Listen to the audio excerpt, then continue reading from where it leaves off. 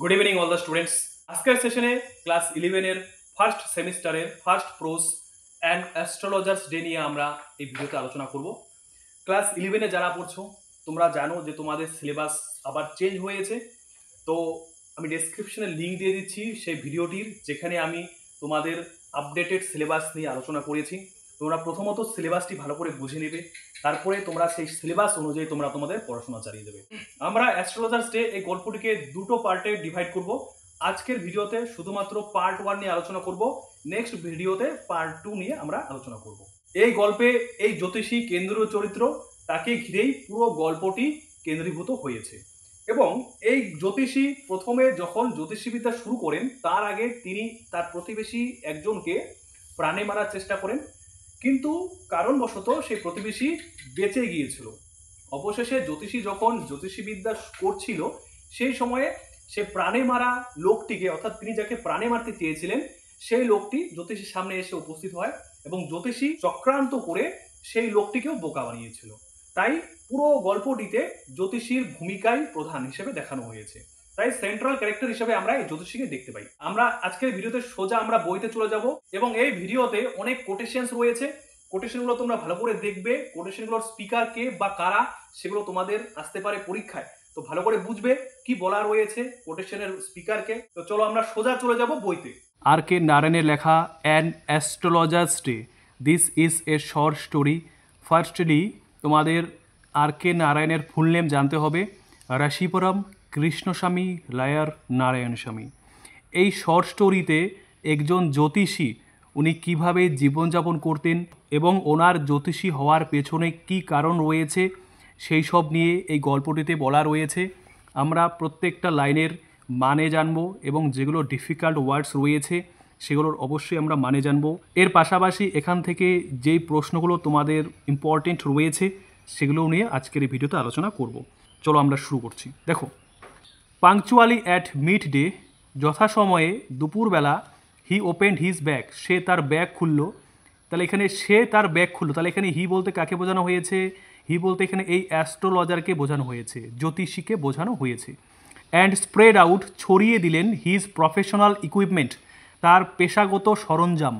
Who's কনসিস্টেড of, এবার পেশাগত সরঞ্জামের মধ্যে কী কী ছিল? এ ডোজেন কাউরি শেলস, 1 ডজন কড়ি। A square piece of cloth, অর্থাৎ কাপড়ের একটি চারকোনা টুকরো। With obscure mystic charts on it, এবং এই কাপড়ের টুকরোর ওপরে কী ছিল? অন্ধকার রহস্যময় কিছু ছক ছিল। অর্থাৎ ধরো এটা একটা কাপড়ের টুকরো, এবার এই কাপড়ের টুকরের ওপরে এরকম ছক কাটা ছিল, যেমনটা জ্যোতিষীরা ব্যবহার করে থাকেন। A notebook and a bundle of palmyra writing, তার পাশাপাশি একটা খাতা ছিল এবং তালপাতায় লেখা একটি বান্ডেল ছিল। His forehead was resplendent with sacred ash and vermilion, তার কপাল ছিল ঝকঝকে পবিত্র ছাই এবং সিঁদুর দিয়ে।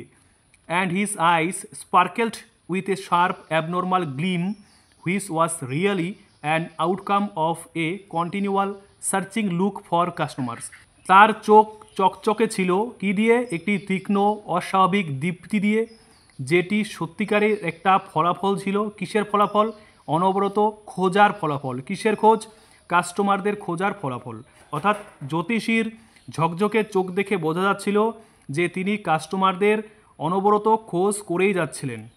But which his simple clients took to be a prophetic light and felt comforted, কিন্তু তার সাধারণ কাস্টমাররা এটিকে একটি ভবিষ্যতের আলো বলে ধরে নিয়েছিল এবং স্বস্তি অনুভব করেছিল। কমফোর্টেড মানে স্বস্তি বা আরাম অনুভব করেছিল। তারপরে দেখবে কি রয়েছে, the power of his eyes was considerably enhanced by their position, অর্থাৎ তার চোখের ক্ষমতা খুব বিবেচ্যভাবে তাদের অবস্থানের দ্বারা অনেক উন্নত হয়েছিল বা বেড়ে গিয়েছিল।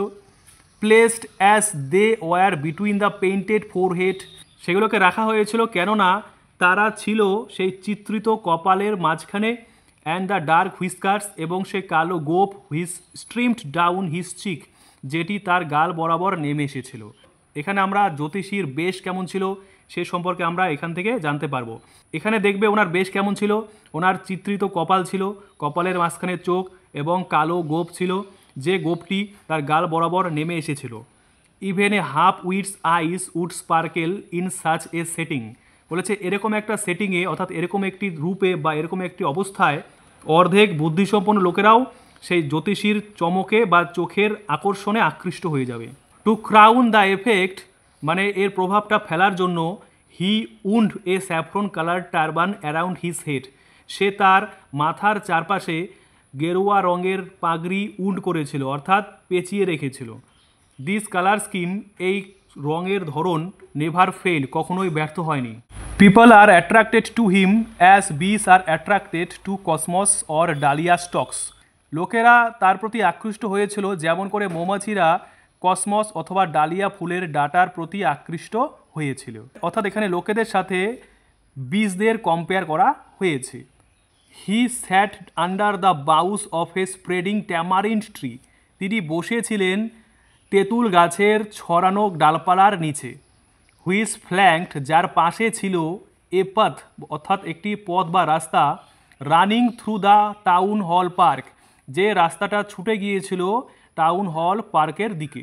ইট ওয়াজ এ রিমার্কেবল প্লেস, এটা ছিল একটা স্মরণীয় জায়গা।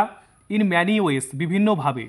এ surging crowd was always moving up and down this narrow road morning till night, প্রচণ্ড ভিড় এই সরু রাস্তা দিয়ে আনাগোনা করত সকাল থেকে রাত অবধি। A variety of trades and occupations, মানে বিভিন্ন ধরনের ব্যবসা এবং পেশা, ওয়াজ প্রেজেন্টেড, মানে এখানে গঠিত হয়েছিল, অল অ্যালং ইটস ওয়ে, মানে এই পথে অর্থাৎ এই রাস্তার পথে, যে রাস্তার পাশে অ্যাস্ট্রোলজার দোকান বসিয়েছিলেন। মেডিসিন সেলার্স, ওষুধ বিক্রেতা, সেলার্স অফ স্টোলেন হার্ডওয়্যার, চুরি যাওয়া যন্ত্রপাতির বিক্রেতা, অ্যান্ড জাঙ্কস অর্থাৎ ফেলে দেওয়া জিনিসপত্র, ম্যাজিশিয়ানস জাদুকর, অ্যান্ড অ্যাবাভ অল সর্বোপরি, and auctioneer of cheap cloth সস্তা কাপড়ের নিলামকারী, who created enough din all day to attract the whole town, যারা তৈরি করেছিল যথেষ্ট আওয়াজ বা চিৎকার সারাদিন ধরে পুরো শহরটাকে অ্যাট্রাক্ট করার জন্য অর্থাৎ আকৃষ্ট করার জন্য। এখানে বলতে চেয়েছেন যে যারা নাকি এখানে ছিলেন, মেডিসিন সেলার, তারপরে স্টোলেন হার্ডওয়্যার সেলার, ম্যাজিশিয়ান, এরা এতটা চিৎকার চেঁচামেচি করতো যে পুরো শহরকে এরা অ্যাট্রাক্ট করার চেষ্টা করতো। নেক্সট টু হিম, তার পাশেই, ইন ভোসিফেরাসনেস মানে প্রচণ্ড আওয়াজ করে, প্রচণ্ড শোরগোল করে, came a vendor of fried ground nuts, একজন ভাজা চিনেবাদাম বিক্রেতা এলো, who gave his ware a fancy name each day, যিনি তার জিনিসের প্রত্যেক দিন সুন্দর সুন্দর নাম দিতেন। Calling it Bombay ice cream one day, একদিন সেটাকে বোম্বে আইসক্রিম বলতেন। And on the next Delhi almond, এবং পরের দিন সেই দোকানকে তিনি দিল্লি আমন্ড নাম রাখতেন। অ্যান্ড অন দ্য থার্ড, তৃতীয় দিন, রাজাস ডেলিকেসি, রাজার ডেলিকেসি নাম দিতেন। তাহলে ওনার দোকানের, কার দোকান, যে গ্রাউন্ড নাট সেলার যে ছিলেন উনি ওনার দোকানের বিভিন্ন নাম দিতেন। প্রথম নাম আমরা পেলাম বোম্বে আইসক্রিম, তারপরে কি আছে দিল্লি আমন্ড, তারপরে রয়েছে রাজাস ডেলিকেসি। মনে রাখবে, নামগুলো অবশ্যই নোট ডাউন করবে। And so on and so fourth, এবং সর্বোপরি, অ্যান্ড পিপল ফ্লকড টু হিম, লোকজনেরা তার পাশে এসে জমায়েত হয়েছিল বা জমায়েত করেছিল। ওকে, ফ্লক মানে এখানে gathered. A considerable portion of this crowd, এই ভিড়ের কিছু বিবেচ্য অংশ, dallied before the astrologer too, অর্থাৎ অ্যাস্ট্রোলজারের পাশেও এসে ভিড় করত। The astrologer transacted his business by the light of a flare, জ্যোতিষী তার ব্যবসা চালাতেন কার দ্বারা, একটি মশালের আলোর দ্বারা। Which crackled and smoked up above the groundnut heap nearby, যেটি জ্বলে উঠত এবং ধোঁয়া বেরোতো কোথায়, অ্যাবাভ দ্য গ্রাউন্ডনাট হিপ অর্থাৎ সেই কাছাকাছি চিনেবাদামের স্তূপের ওপর থেকে। Half the enchantment of the place was due to the fact that it did not have the benefit of municipal lighting, এই জায়গার আকর্ষণের অর্ধেকটা ছিল এই বিষয়ের জন্য যে এটা পৌরসভার আলোর সুবিধা পায়নি, অর্থাৎ পৌরসভার আলোর সুবিধা থেকে বঞ্চিত ছিল। কোন জায়গাটা, যেই জায়গাটায় অ্যাস্ট্রোলজার দোকান বসিয়েছিলেন, পাশাপাশি গ্রাউন্ড নাট সেলারও দোকান পেতে বসেছিলেন। The place was lit up by shop lights, সেই জায়গাটা আলোকিত ছিল কার দ্বারা, দোকানের আলোর দ্বারা। এবার দেখবে আমরা পরের পেজে চলে যাব। 1 and 2 had hissing gas lights, বলেছে কিছু কিছু জায়গা আছে যেগুলো গ্যাস লাইটের আলোতে আলোকিত হতো। Some had naked flares stuck on poles, কিছু কিছু জায়গা আছে যেগুলো খুঁটিতে আটকে থাকা মশালের আলোতে আলোকিত হতো। Some were lit up by old cycle lamps, কিছু কিছু জায়গা আছে যেটা আলোকিত হতো কি দিয়ে, পুরনো সাইকেলের বাতি দিয়ে বা আলো দিয়ে। And one or to like the astrologers, এবং একটি অথবা দুটো জায়গা অ্যাস্ট্রোলজারের জায়গার মতো managed without lights of their own, যারা ম্যানেজ করেছিল তাদের নিজেদের আলো ছাড়াই, অর্থাৎ সেই দোকানগুলো বা সেই জায়গাগুলো নিজেদের আলো ছাড়াই চলছিল বা চলেছিল। It was a bewildering crisscross of light rays, এটা ছিল একটি বিভ্রান্তিকর আঁকা বাঁকা আলোক রশ্মি অ্যান্ড মুভিং শ্যাডোস, এবং চলন্ত ছায়া, অর্থাৎ সেই জায়গাতে আলো আঁকা বাঁকাভাবে আসতো এবং তার ছায়াও আঁকা বাঁকা পড়তো। This suited the astrologer very well, এটা জ্যোতিষীকে অনেক বেশি উপযুক্ত করেছিল বা মানানসই করেছিল। For the simple reason that he had not in the list intended, সাধারণ কারণ হিসেবে দেখানো হয়েছে যে সে একদমই ইচ্ছা ছিল না, অর্থাৎ তার একদমই ইচ্ছা ছিল না টু বি অ্যান অ্যাস্ট্রোলজার, জ্যোতিষী হতে, হোয়েন হি বিগ্যান লাইফ, যখন তিনি জীবন শুরু করেছিলেন। And he knew no more of what was going to happen to others, এবং তিনি অনেক বেশি জানতেন না অন্যদের সাথে কি ঘটতে চলেছে, হ্যাপেন মানে ঘটা, okay. Then he knew what was going to happen to himself next minute, এবং তিনি কোন জিনিসটা ভালো জানতেন, তিনি জানতেন যে ওনার নিজের সাথে কি ঘটতে চলেছে নেক্সট মিনিট, পরের সময়ে বা পরের মুহূর্তে। He was as much a astrologer to the stars, তিনি একজন অচেনা ব্যক্তি ছিলেন স্টার্সদের কাছে, অর্থাৎ জনপ্রিয়দের কাছে। As were his innocent customers, যেমনভাবে তিনি তার নিষ্পাপ কাস্টমারদের কাছেও ছিলেন। Yet he said things which pleased and astonished everyone, তার কথা শুনে অনেকে খুশি হয়েছিল এবং অনেকে অবাক হয়েছিল। That was more a matter of study, practice and shrewd guesswork, যেটা ছিল অনেক বেশি গবেষণা, চর্চা এবং তীক্ষ্ণ অনুমান শক্তির ব্যাপার, অর্থাৎ মানুষের সম্পর্কে ভালোভাবে বলতে গেলে অনেক বেশি গবেষণা লাগবে, প্র্যাকটিস এবং তীক্ষ্ণ অনুমান শক্তি দরকার পড়বে। অল দ্য সেম, একই সময়ে it was as much an honest man's labour as any other, বলেছে এটা অন্য কারো মতো সৎ লোকের পরিশ্রমের চেয়ে বেশি ছিল। And he deserve the wages he carried home at the end of a day, এবং তিনি তার যে দিনের শেষে যে ওয়েস অর্থাৎ মজুরি পেতেন সেটার তিনি বাড়িতে বয়ে নিয়ে যেতেন, কখন, দিনের শেষে। এখানে ডিজার্ভ মানে যোগ্য হওয়া, ওকে। তারপর দেখবে পরের প্যারাগ্রাফে আমরা চলে যাব। He had left his village without Annie previous thought or plan, তিনি তার গ্রাম ছেড়ে চলে গিয়েছিলেন কোনো রকমের পূর্ববর্তী চিন্তাভাবনা বা পরিকল্পনা ছাড়াই। অর্থাৎ অ্যাস্ট্রোলজারের কথা বলেছে, যখন তিনি অ্যাস্ট্রোলজি শুরু করেননি, শুরু করার আগেই তিনি ওনার গ্রাম ছেড়ে চলে গিয়েছিলেন কাউকে না বলেই। ইফ হি হ্যাড কন্টিনিউড দেয়ার, যদি তিনি সেখানে থেকে যেতেন, অর্থাৎ গ্রামে যদি তিনি কন্টিনিউ করতেন, he would have carried on the work of his forefathers, তাহলে তিনি চালিয়ে যেতেন, ক্যারিড অন মানে কি, চালিয়ে যেতেন কি কাজ, তার পূর্বপুরুষদের কাজগুলো। নেমলি কি কি কাজ দেখবে, এখানে নাম বলা আছে। টিলিং দ্য ল্যান্ড, জমি কর্ষণ করা, জমির মাটিগুলোকে গুঁড়ো করা। লিভিং, সেখানে বসবাস করা। ম্যারিং, বিয়ে করা। অ্যান্ড রাইপেনিং ইন দ্য কর্নফিল্ড, অর্থাৎ শস্য ক্ষেতের শস্য পাকানো। অ্যান্ড অ্যানসেস্ট্রাল হোম, এবং পূর্বপুরুষের বাড়ির রক্ষণাবেক্ষণ করা। এই কাজগুলো তাকে করতে হতো যদি সে পূর্বপুরুষের বাড়িতে থেকে যেত বা নিজের বাড়িতে থেকে যেত। But that was not to be, কিন্তু এটা হওয়ার ছিল না। He had to leave home without telling anyone, তাকে বাড়ি ছেড়ে চলে যেতে হয়েছিল কাউকে না বলেই। And he could not rest till he left it behind a couple of 100 miles, সে বিশ্রাম নিতে পারেনি যতক্ষণ না অবধি সে 200 মাইল পার হয়ে যাচ্ছে, অর্থাৎ 200 মাইল পেরিয়ে যাচ্ছে। টু এ ভিলেজার, একজন গ্রামবাসীর কাছে, it is a great deal, এটা ছিল একটা দারুণ ব্যাপার। অ্যাজ ইফ, ঠিক যেন, অ্যান ওশান ফ্লোট বিটুইন, ঠিক যেন একটা মহাসাগর মাঝখান দিয়ে বয়ে গেছে। He had a working analysis of ম্যানকাইন্ডস travels, মানুষের সমস্যা নিয়ে কাজের অ্যানালিস করা অর্থাৎ বিশ্লেষণ করা ওনার মধ্যে সেই ক্ষমতাটা ছিল। কী কী দেখো, মানুষের কী কী সমস্যা, যেরকম marriage, money and the tangles of human ties, বিয়ে, টাকা এবং মানুষের বন্ধনের যে বাঁধন সেগুলো নিয়েও ওনার মধ্যে বিশ্লেষণ করার ক্ষমতা রয়েছে। Long practice had sharpened his perception, দীর্ঘ চর্চা তার আস্বাদনকে অনেক বেশি ধারালো বা সূচালো করেছিল। উইথিন 5 মিনিটস, 5 মিনিটের মধ্যেই হি আন্ডারস্টুড, সে বুঝতো হোয়াট ওয়াজ রং, কি ভুল ছিল, অর্থাৎ মানুষের মধ্যে কি সমস্যা রয়েছে, কি ভুল রয়েছে, সেটা তিনি 5 মিনিটের মধ্যে বের করে দিতেন। সেটার জন্য কিসের দরকার ছিল? Long practice. ওকে, তিনি লং প্র্যাকটিস করেছেন, সেজন্য তিনি মানুষের সমস্যাটার সমাধান করতে পারতেন। হি charged 3 pies per question and never opened his mouth till the other had spoken for at least 10 minutes. তিনি প্রত্যেক প্রশ্নের জন্য 3 পয়সা চার্জ করতেন এবং কখনোই তার মুখ খোলেননি যতক্ষণ না অবধি অন্যজন তার সঙ্গে কমপক্ষে 10 মিনিট কথা বলতো। Which provided him enough stuff for a dozen answers and advices. 12টি উত্তর এবং কিছু অ্যাডভাইস দেবে, যার জন্য ওনাকে অনেক বেশি স্টাফ দিতে হয়েছিল, অর্থাৎ পরিশ্রম করতে হয়েছিল।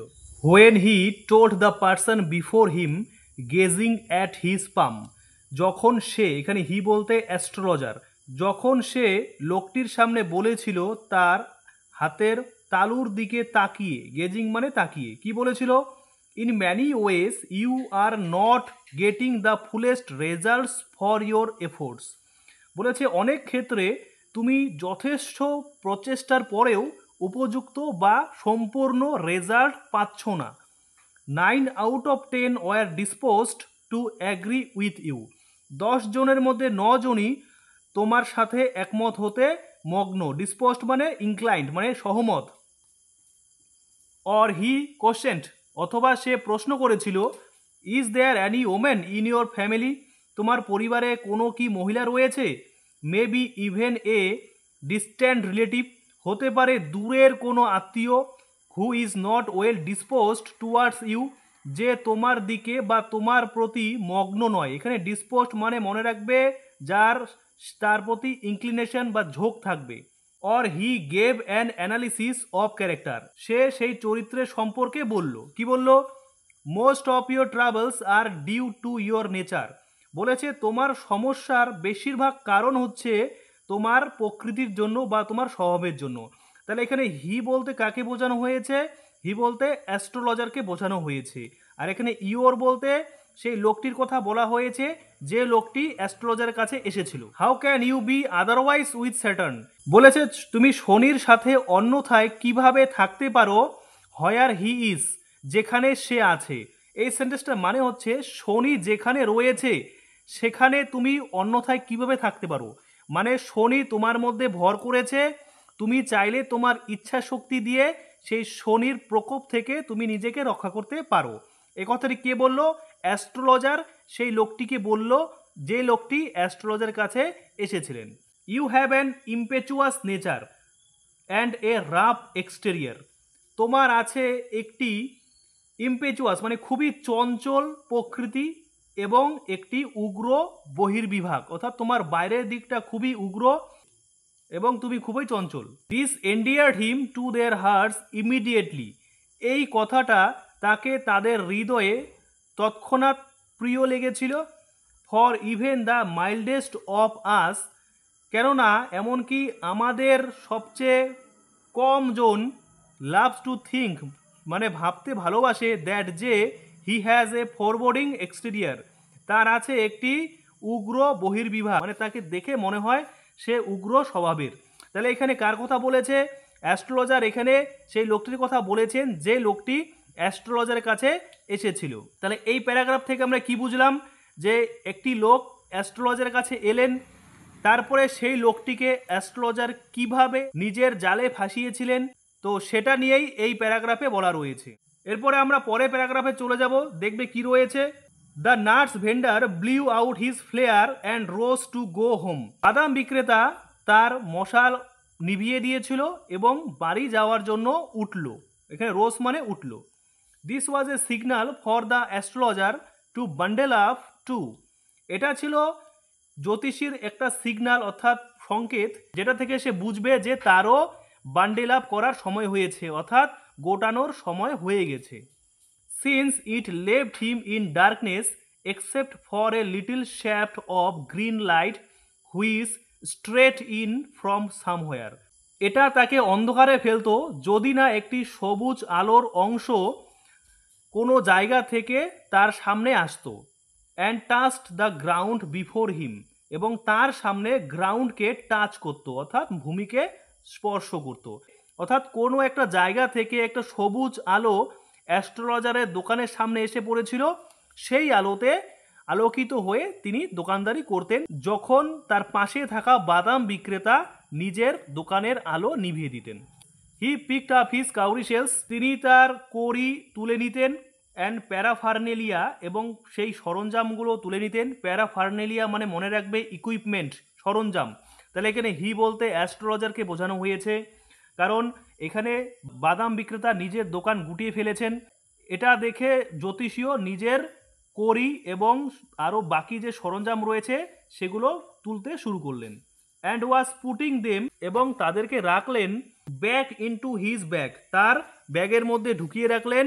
When the green shaft of light was blotted out, যখন সেই সবুজ আলোর অংশ নিভে গেল।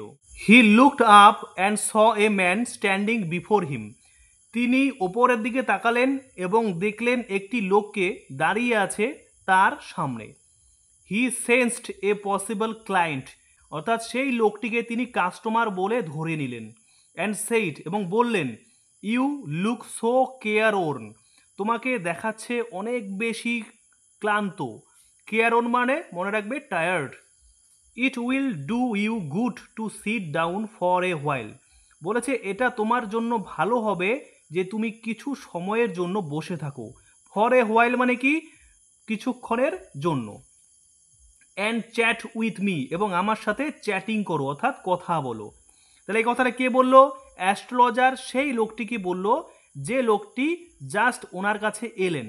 দ্য আদার গ্রাম্বেল সাম ভেক রিপ্লাই, অন্যজন কিছু অস্পষ্ট উত্তর গ্রাম্বেল করলো, অর্থাৎ এখানে গ্রাম্বেল মানে ছুড়ে দিলেন, অর্থাৎ বললেন।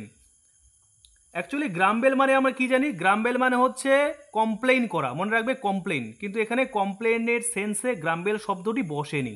The astrologer pressed his invitation, জ্যোতিষী সেই লোকটিকে, যে লোকটি তার কাছে এলেন, তাকে তার সামনে আসতে বললেন। হোয়ার আপন দ্য আদার, যেখানে অন্যজন থ্রাস্ট হিজ পাম আন্ডার হিজ নোজ, যেখানে অন্যজন তার হাতের তালু তার নাকের নিচে রাখলেন। সেইং, বললেন, কি বললেন? You call yourself an astrologer, আপনি নিজেকে একজন জ্যোতিষী মনে করেন বা জ্যোতিষী বলেন। দ্য অ্যাস্ট্রোলজার ফেল্ড চ্যালেঞ্জ, কথাটিকে জ্যোতিষীর কাছে চ্যালেঞ্জ মনে হলো। অ্যান্ড সেইড, এবং বললেন, জ্যোতিষী বললেন, কি বললেন? Tilting the others palm towards the green shaft of light, অর্থাৎ অন্যজনের হাতের তালু সবুজ আলোর দিকে কাত করে বললেন, কি বললেন? যে ইয়োর্স ইজ এ নেচার, বলছে তোমার একটা ধরন বা প্রকৃতি। ও স্টপ দ্যাট, বলছে ও এটা থামাও। এখানে অনেক কোটেশনস রয়েছে, সেই কোটেশনগুলো তোমাদের ভালো করে জানতে হবে যে সেই কোটেশনসগুলোর স্পিকার কে বা কারা। দ্য আদার সেইড, অন্যজন বলল। এখানে অন্যজন বলল বলতে সেই লোকটি বললেন যিনি অ্যাস্ট্রোলজারের কাছে এসেছিলেন। টেল মি সামথিং ওর্থওয়াইল, আমাকে কিছু ওর্থওয়াইল অর্থাৎ গুরুত্বপূর্ণ কিছু বলো, যেগুলো কাজের জিনিস। এই কথাটি বলল সেই লোকটি যিনি অ্যাস্ট্রোলজারের কাছে এসেছিলেন।